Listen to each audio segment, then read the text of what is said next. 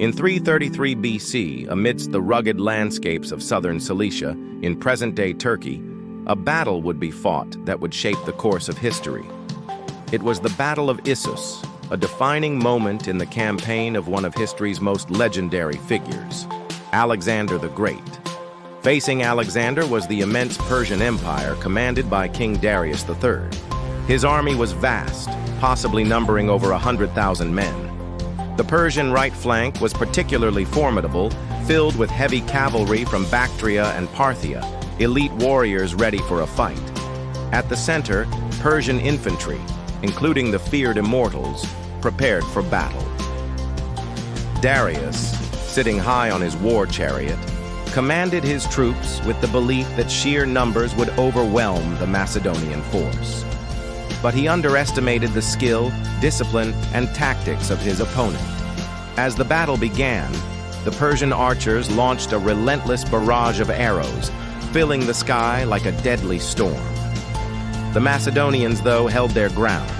The phalangites, their spears poised, and the cavalry, under Alexander's direct command, pressed forward with unyielding resolve.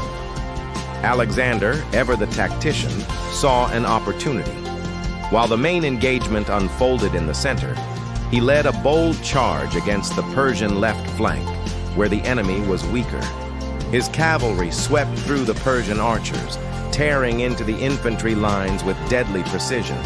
At first, it seemed the tide was turning in favor of the Persians. Their overwhelming numbers began to push the Macedonian center back, and Parmenion's left flank struggled to hold against the weight of the Persian cavalry. But Alexander had a plan. He knew his best chance for victory lay in striking at the Persian heart. As the Persian forces pressed forward, Alexander, with his elite cavalry, executed a brilliant maneuver, an attack on the Persian center's exposed rear. This was the hammer to the anvil. As Alexander's cavalry hit the Persian rear with devastating force, panic spread through Darius's ranks. The Persian army, once confident in their numbers, now found themselves trapped. Alexander's relentless pursuit, combined with the collapse of the Persian left, sealed their fate. The turning point came when King Darius, seeing the collapse of his forces and the chaos around him, made a fateful decision. He fled. Abandoning his men, he retreated from the battlefield, leaving his army leaderless and demoralized. Without their king, the Persian army fell into complete disarray. Thousands were slaughtered or captured as they fled in panic. The battle was won, and Alexander had not only secured a massive victory, but had also sent a message to the world.